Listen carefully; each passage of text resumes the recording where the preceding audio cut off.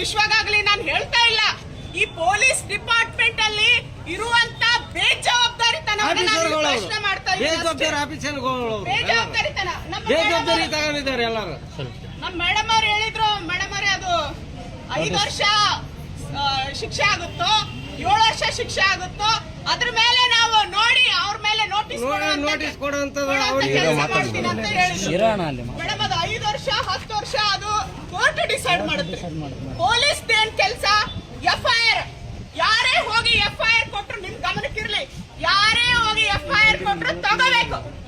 ತಗೊಂಡ ತಕ್ಷಣ ಇಮಿಡಿಯೇಟ್ ಆಗಿ ಅವ್ರನ್ನ ಎಂತ ಕೇಸ್ ಇದೆ ನೋಡಿ ಅರೆಸ್ಟ್ ಮಾಡ್ಬೇಕು. ಯಾಕೆ ಅಂತಂದ್ರೆ ಇದು ಕೇವಲ ನೋಟಿಸ್ ಕೊಡುವಂತ ಕೇಸ್ ಅಲ್ಲ. ಇದು ಅದು ಯಾವ ಜಾಗ ಇದೆ ನಾನು ಇಮಿಡಿಯೇಟ್ ಆಗಿ ನಾನು ಆ ಜಾಗ ನೋಡಿಲ್ಲ, ವಿಸಿಟ್ ಮಾಡಿಲ್ಲ. ಇಮಿಡಿಯೇಟ್ ಆಗಿ ಬಂದಿರೋದ್ರಿಂದ ವಿಸಿಟ್ ಮಾಡ್ತೀನಿ. ಆ ಜಾಗ ಯಾರಿಗೆ ಸಂಬಂಧಪಟ್ಟಿದ್ದು, ಅದು ಅಲ್ಲಿ ಜಾಗದಲ್ಲಿ ಯಾಕಾಯ್ತು, ಹೆಂಗಾಯ್ತು ಅಂತ ಹೇಳಿ ನೋಡ್ಕೊಂಡ್ಮೇಲೆ ನಾವು ಐ ಆಮ್ ನಾಟ್ ಪೇಡ್, ನನಗೆ ಸ್ಯಾಲ್ರಿ ಇಲ್ಲ, ನಾನು ಆ ಕೆಲಸ ಮಾಡ್ತೀನಿ. ಇವರಿಗೆ ಸ್ಯಾಲ್ರಿ ಇದೆ ರೀ. ನಾವಿಲ್ಲಿ ಮೇಡಮ್ ನಿಮಗೆ ಅಂತ ಪ್ರಶ್ನೆ ಮಾಡ್ತೀವಿ, ಈ ವ್ಯವಸ್ಥೆ ಪ್ರಶ್ನೆ ಮಾಡ್ತಾ ಇರೋದು.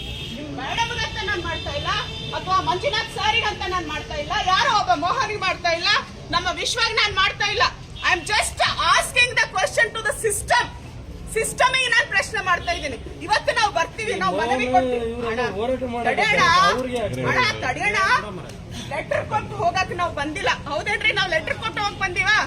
ಮನೆಗೆ ಹೋಗಿ ಅಳ್ತೀವಿ, ನಾವು ಕುಂತ ಅಳ್ತೀವಿ. ಇವತ್ತು ನಾವು ಹೋರಾಟಕ್ಕೆ ಬಂದಾಗ ಈ ಹೋರಾಟ ಗಟ್ಟಿ ಆಗಬೇಕು. ಇಲ್ಲಿ ನ್ಯಾಯ ಸಿಗಬೇಕು. ನ್ಯಾಯ ಅಂದ್ರೆ ಏನು? ರೊಕ್ಕ ಅಲ್ಲ, ನಿಮ್ಮ CM ನಿಧಿಯಿಂದ ಕೊಡುವಂತ ರೊಕ್ಕ ಅಲ್ಲ, ನಿಮ್ಮ MLA ನಿಧಿಯಿಂದ ಕೊಡುವಂತ ರೊಕ್ಕ ಅಲ್ಲ. ಆ ಜೀವಕ್ಕೆ ನ್ಯಾಯ. ಈಗ ಜೀವ ಹೋಯ್ತು, ಇಟ್ ವಾಸ್ ಅನ್ ಆಕ್ಸಿಡೆಂಟಲ್, ಒಪ್ಪೋಣ. ಅದೇನು ಯಾರು ಬೇಕಂತ ಮೇಲೆ ಕಲ್ಲೆತ್ತಿ ಹಾಕಿಲ್ಲ, ಒಪ್ಪೋಣ. ಅದೇನೋ ಆಗಿದೆ. ಆದ್ರೆ ಅಂತ ಘಟನೆಗಳು ಮತ್ತೆ ಆಗಬಾರ್ದಂತಂದ್ರೆ ಇಂಥವ್ರ ಮೇಲೆ ಕ್ರಮಗಳೇ ಆಗಬೇಕು. ಬೀಳುವಂತ ಹಂತದಲ್ಲಿದ್ರೆ ಇದಕ್ಕಿದ್ದಂಗೆ ಈ ಬಿಲ್ಡಿಂಗ್ ಬೀಳುತ್ತೇನ್ರಿ? ಅಲ್ಲಿ ಏನಾದ್ರೂ ಸಾಧ್ಯಗಳಾಗ್ತವೆ. ಅದನ್ನೆಲ್ಲ ಈಡೇರಿಸಲಿಕ್ಕೆ ನಾವು ತಯಾರಿದ್ದೀವಿ. ತನಿಖೆ ಸಮರ್ಪಕವಾಗಿ ತನಿಖೆಯನ್ನು ಮಾಡ್ತೀವಿ. ಕೇಸ್ ಆಗಿರೋ ಮರದಿನಲ್ಲಿ ನಾನು ಎಷ್ಟೊಂದು ಸಾಕಷ್ಟು ಎಕ್ಸ್ಪರ್ಟ್ಗಳಿಗೆಲ್ಲ ಕಾಂಟ್ಯಾಕ್ಟ್ ಮಾಡಿ ನಾವು ಏನೇನೋ ತನಿಖೆ ಪೂರೈಸಬೇಕು ಅಂತ ಹೇಳಿ ನಮ್ಮ ಮೇಲಧಿಕಾರಿಗಳಿಂದ ಸೂಚನೆ ಸಹ ಪಡೆದುಕೊಂಡಿದ್ದೀವಿ. ಮೇಡಮ್ ಅದರಲ್ಲಿ ನಮ್ಮ DSP ಸಾಹೇಬರು, SP ಸಾಹೇಬರು, IG ಸಾಹೇಬರು ಸಹ ಅದರಲ್ಲಿ ಅವರು ತೀವ್ರವಾಗಿ ಅದರಲ್ಲಿ ಪ್ರಕರಣವನ್ನು ಅವರು ಪರಿಗಣಿಸಿದ್ದಾರೆ. ಯಾವ ರೀತಿ ಅದರಲ್ಲಿ ಅವ್ರ ಬಿಲ್ಡಿಂಗ್ ಓನರ್ಗೆ ಯಾವ ರೀತಿ ಏನೇನು ತಪ್ಪುಗಳಿಂದ ಈ ಘಟನೆ ಆಗಿದೆ ಅಂತ ತಿಳ್ಕೊಳ್ಳಿಕ್ಕೆ ನಮಗೆ ಸಾಕಷ್ಟು ಡೈರೆಕ್ಷನ್ಸ್ ಕೊಟ್ಟಿದ್ದಾರೆ.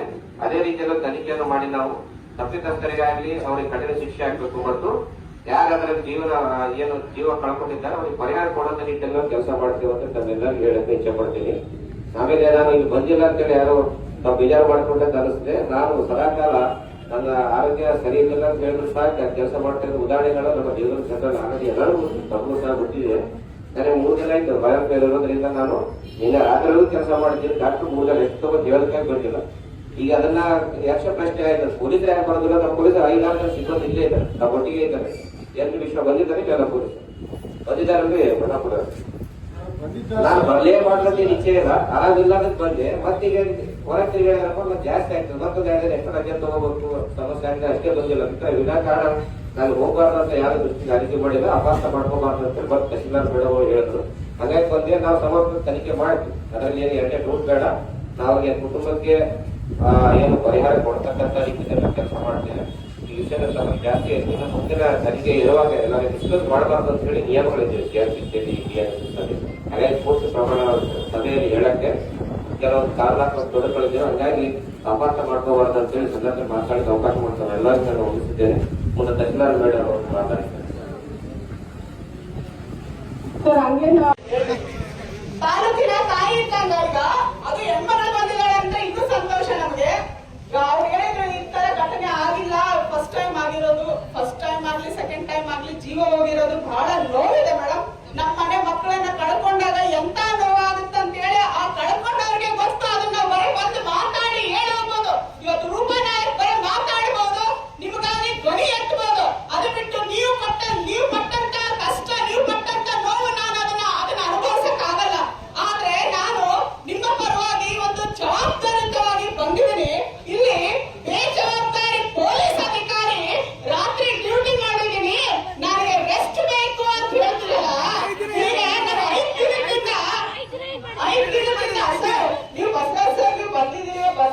ಗೌಡ್ರೆ ನೀವು ಬಂದಿದ್ದೀರಿ, ನೀವು ASR PC-ನೋ ನಮಗೆ ಗೊತ್ತಿಲ್ಲ, ಒಟ್ಟ ಡಿಪಾರ್ಟ್ಮೆಂಟ್ ಇಂದ ಬಂದಿದ್ದೀರಿ ಅಂತಂದ್ರೆ ನಾಲ್ಕವಸ್ತ ನೀವು ಯೂನಿಫಾರ್ಮ್ ಬಂದಿರ್ತಾನೆ ಇಲ್ಲಿ ನಮಗೆ ತೋರ್ಸಕ್ಕಂತ ಬಂದಿರಲ್ಲ, ನಿಮಗೆ ಜವಾಬ್ದಾರಿ ಇಲ್ಲ ನಿಮಗೆ.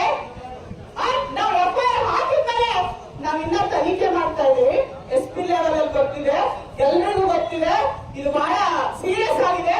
ತನಿಖೆ ಮಾಡ್ತೀವಿ ನಾವು, ತನಿಖೆ ಮಾಡಿ ಆಮೇಲೆ ನೋಡಿ ಅರೆಸ್ಟ್ ಮಾಡ್ತೀವಿ. ತನಿಖೆ ಮಾಡಕ್ಕೆ